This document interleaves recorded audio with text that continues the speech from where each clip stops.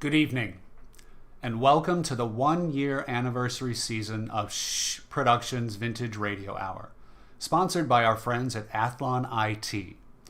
Our COVID-inspired project now encompasses 150 fantastic performers and technicians ages 10 to 83 from 17 states, Canada, and the UK, and seeks to transport our wonderful audiences back to the golden days of radio. Our gifted storytellers will ignite your imaginations by bringing you a collection of 6 shows filled with laughs, suspense, fear, and maybe a little murder. The upcoming show, For Love or Money, written by Columbus's own prolific playwright, Vivian Lermond, features Janetta Davis, Michele Bailey, Dawn Farrell, Nick Martin, Wolf Sherrill, Penny Donahue, and Bill Goldsmith, in a witty yarn about a couple of working-class British private detectives who make the local constabulary sit up and take notice, maybe a little too late. Believing that no one should miss out on the excitement, we've added an ASL interpreter who will cater to our friends in the deaf and hard-of-hearing community. Stay tuned after the show for the second part of our doubleheader, Joker Wild, and bear witness to a comedian who pushes all of the boundaries in order to be taken seriously for once. Oh, he'll definitely have you in stitches, or worse. Now, grab a cup of something hot and shh.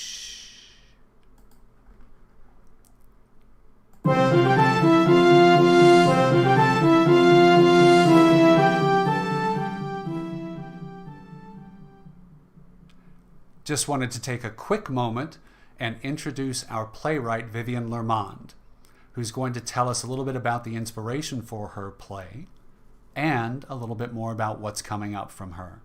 Vivian, are you there?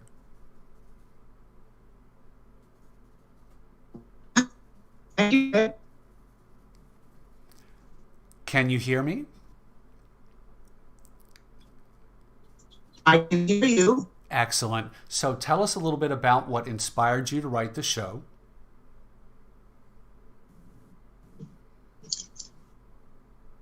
Well, I had been writing a series of shorts for a collection called Mad for Mystery, and I needed an anchor piece.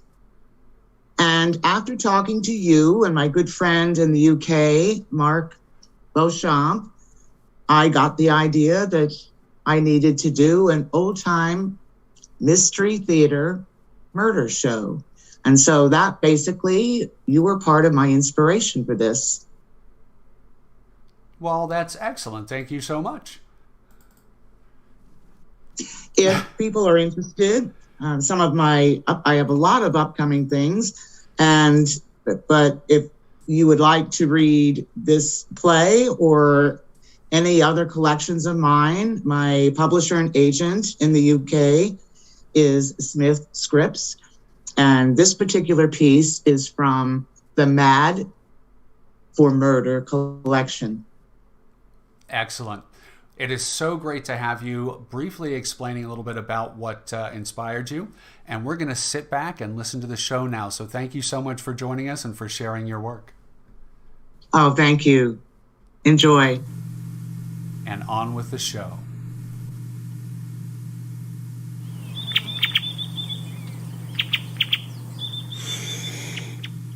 You know, Marguerite, there's something quite serene about a sunny Sunday morning and a hearty breakfast to start off the day. Indeed. Pass over the next section of the newspaper, will you? Have at it. What? The posh people's page? It's called the Society page, dear sister. Bah, it's a gossip column for rich gadabouts is what? Lutons flaunting their social stature. I'm not reading that rubbish. I'll just clear off the breakfast dishes. Suit yourself. Oh, here's something. They finally hired old Wilbur's replacement, Detective Inspector Andrew Rowe. Young, nice-looking chap. We should introduce ourselves as soon as he gets settled. I'm sure the word has already gone round touting the stellar reputation of the Stillwell Agency, licensed private investigators at large. Still a bit of public relations colored. Public relations are your department. So, do you fancy a nice row about on the lake today? Splendid! I'll go grab the zinc ointment and fishing rods. Oh, bother.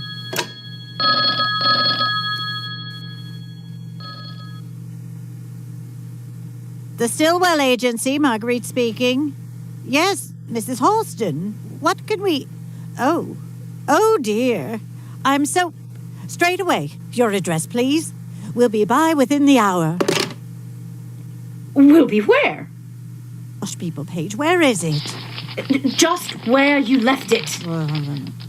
Here it is. Halston, Sylvia, Daphne and Nick. Engagement party. What in blazes are you going on? Forget the row about on the lake, Dorothea.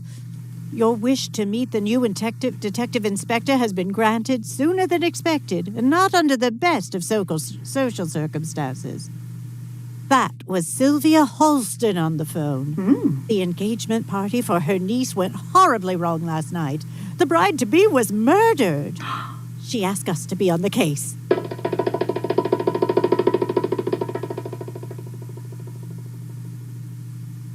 I have told you, Detective, I have no idea who would want to murder my niece. And I resent your insinuations that her dear fiancé could be suspect. I loved Daphne. The evidence will prove out my suspicions. What evidence? I have vouched for Nick and his, condition. His alleged condition. Dead drunk and passed out on the sofa. Answer that, would you, Nick? That would be my private investigators. Stand down, Barrows. This is a crime scene. No guests. Forensics has come and gone. I have hired the Stillwell Agency, a service of superb reputation in this community, to support this investigation. This is my home, and they will enter. Answer the door, Nick. Mrs. Halston, I'm Dorothea, and this is my sister Marguerite. We are so sorry for your loss. And you must be our new Detective Rowe. I am. And this is Certainly. my case. Certainly, and we will be happy. They will be working for me. Mrs. Halston, I assure you I am fully capable of conducting... End of discussion, sir. You have no jurisdiction over my personal investigative decisions. How was she murdered, Detective? A single stab wound. Textbook case of a crime of the heart. I need to lie down. Certainly, dear. Don't even think about making a fast flit, Barrows. Nick is my house guest, and will be staying here until after the funeral. Textbook case. Sure, and theories don't always meet muster. I am the detective here. Yes, your first murder case must be quite challenging after your simpler years as a traffic constable. No worries, Mrs. Halston. Be assured we'll be working in full cooperation with the good detective. Well, I have a funeral to plan and need to have a private conversation with the Stillwell sisters. Are you done with your interrogations here, Detective?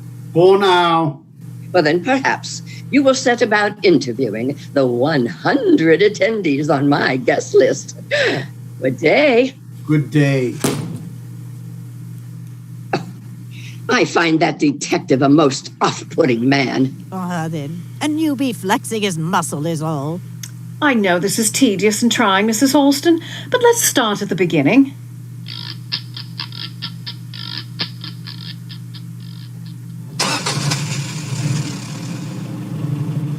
Well, that was interesting.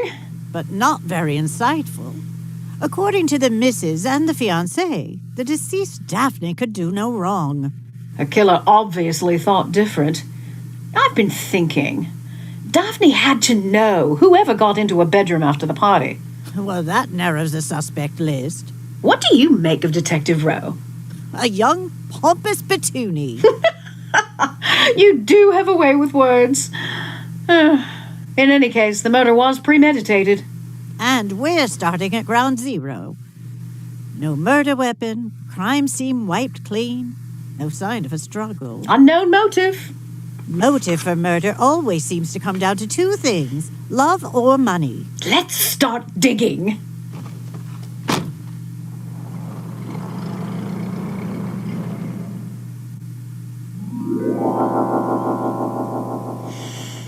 How goes the sleuthing, Marguerite? Just scratching the surface so far. Sylvia Halston was the widow of the late Edward Halston, a man who made millions in manufacturing. Daphne was Edward's brother's child. The deceased was orphaned 6 years ago when both her parents were killed in a car crash. Sylvia stepped in, became a surrogate mother to the child. How awfully tragic. Daphne is the sole heir to the Halston fortune, then? Apparently so. What about the fiancé? Nick Barrows. A bit of a lad with a checkered past. Nothing serious, a few pub brawls, a drunken disorderly, speeding tickets, that sort. A high society lowlife seems to me. Au contraire, sister. Barrows comes from the London working class. His dad was a stonemason, his mum a waitress. The lad got himself to university on a football scholarship. That's where he met Daphne. After his graduation last year, he moved here to take on an entry-level management role at the Halston Manufacturing. Nice setup. Don't see him with a motive for murder. Why would he kill off his meal ticket to an easy life? Hello, Stillwell Agency? Mrs. Halston, we're on our way.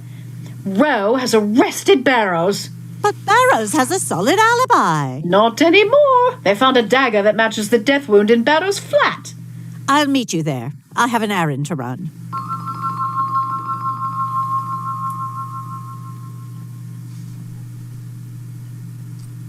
Athlon IT is an IT managed services provider supporting all of Central Ohio and the surrounding areas. Our technology specialists take care of your support, networking, backups, Wi-Fi, phone system, and more, so you can get back to taking care of your own business. And now, back to the action.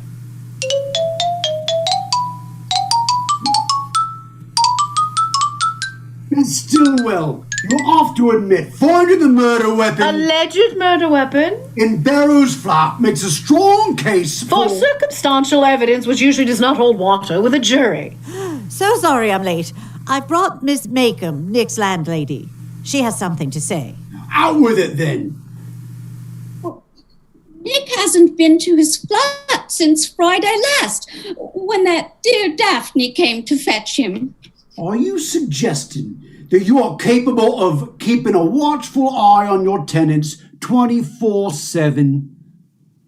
Well, I'm a light sleeper. I would have known of any comings and goings. Nick's car has one of those loud engines. When he drives in and out, I hear.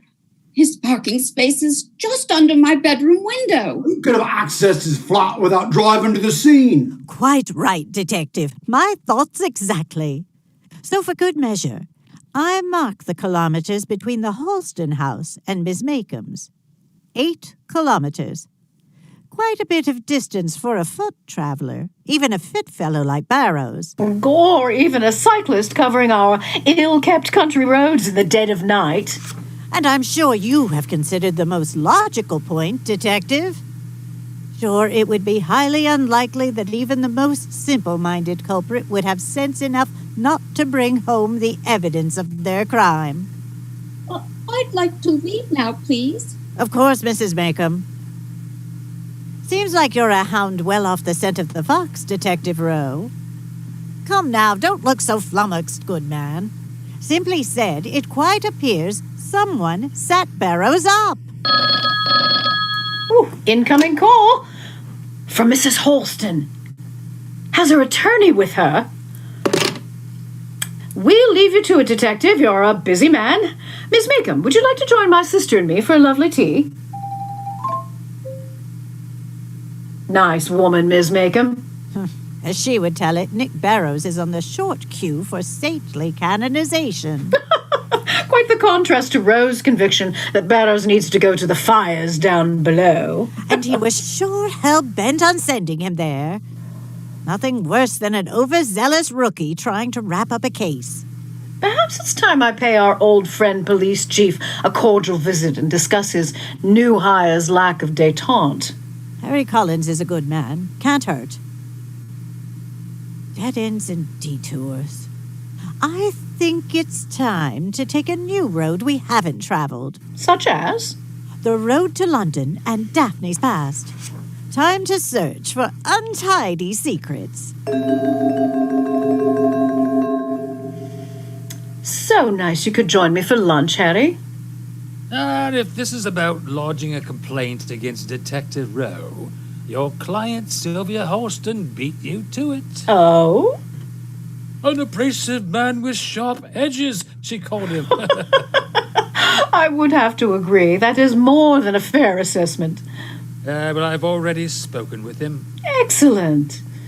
I've only been privy to what I've read in the newspaper, but I found it odd that one so young with such scant career credentials in law enforcement was hired.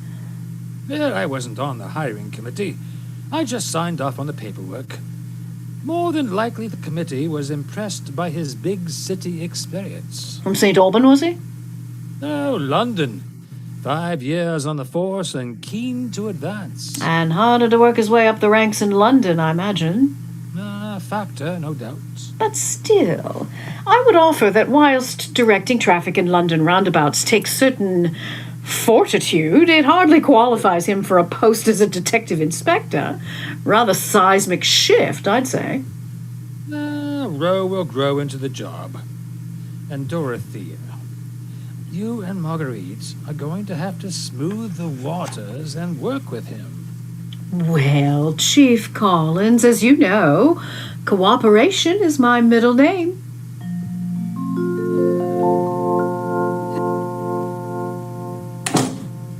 Marguerite, I'm back. Had a nice lunch with Harry and some snippets to share. How's your untidy secrets search coming along? I've more than snippets. Go on. The car crash that killed Daphne's parents was ruled a vehicular homicide.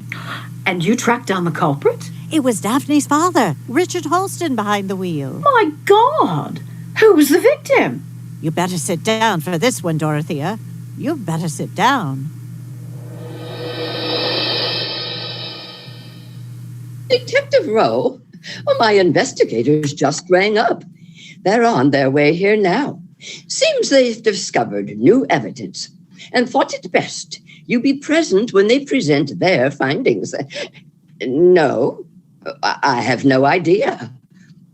Well, don't thank me. You can thank the Stillwells when they get here.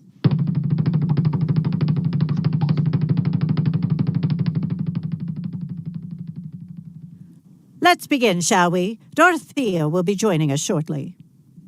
Mrs. Holston, Nick, you will both be relieved to know that all 100 invited party attendees have now been cleared of any wrongdoing. Thank you. But you had one uninvited guest that night, and they came on a mission to murder. Oh, dear God! But why? Daphne never did anything to hurt anybody. What possible motive could anyone have had to murder a young woman in the prime of her life? Yes, the motive. Something Detective Rose suggested at our first encounter kept roaming through my head. A crime of the heart. Indeed, Detective, you were quite right. It was a simple deduction. Not so simple, sir. Untidy secrets can get quite complicated, wouldn't you say, Mrs. Holston? Oh, I wouldn't know. 6 years ago, Daphne's parents were killed in a London car crash. Well, that is hardly a secret. Daphne's father was behind the wheel, driving drunk. The case was ruled a vehicular homicide. Daphne never got over it. Oh, it was tragic. The slain victim's name was Emily. Emily Rowe. Her husband was Andrew Rowe, a man consumed by anger and avenging his young wife's murder. A crime of the heart. A broken heart. You'll never pin Daphne's murder on me. You? It was you? You son Easy of a... there, lover boy. It's never wise to threaten a man packing a gun. I'll just be leaving now. The only place you'll be going is into my custody. Row, cuff him, officer. So good to see you, Chief Collins. Dorothea? We were just outside the den and heard everything. The missing pieces now complete the puzzle. A year after your wife's death, you signed on to the force as the inroad to carrying out your calculated crime. You waited. For 5 years, you waited for the right opportunity. And then you saw the post for the position of detective inspector here, in the Holston family backyard. You applied and got the job. You followed the Holston clan, ever present on the society page of the local news. And when you saw the announcement for our engagement party, you made your move. You despicable man. You came late to the party, snuck upstairs, and hid yourself until the revelers left. And killed Daphne in her sleep. Am I right? I don't owe you an explanation. You'll have plenty opportunity for explaining in the courtroom. Let's go. Ladies, Mr. Barrows. Oh, thank the saints, it's all over. Nick, Mrs. Holston, I know there is no consolation that can heal the raw wounds of grief, but at least you can find some peace in knowing that justice will be served. Oh, thank you, Dorothea and Marguerite. You are most welcome, Mrs. Holston. Oh, please, call me Sylvia. And it's my sincere wish that I never have need for your services again. But I would welcome your friendship. Oh, of course. Certainly. Take care of yourself, Sylvia. You too, Nick. Goodbye, and thanks again.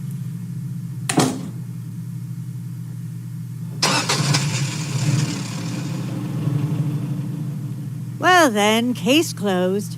This has all ended as well as it could. And the end is just the beginning for Roe. And you say, Dorothea, that I have a way with words.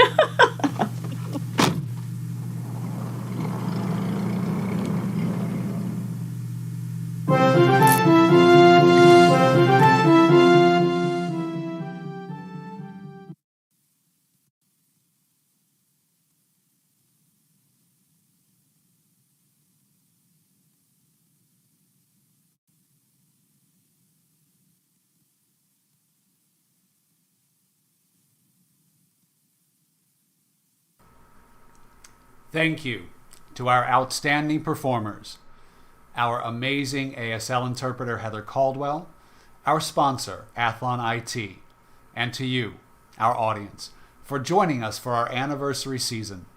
We hope you enjoyed the show. Stay tuned for the second half of our doubleheader, Joker Wild. Witness the consequences that arise when laughing with a comedian turns into laughing at a comedian. That episode is coming up at 9 o'clock. And we have another doubleheader next week. So tune back in and shh.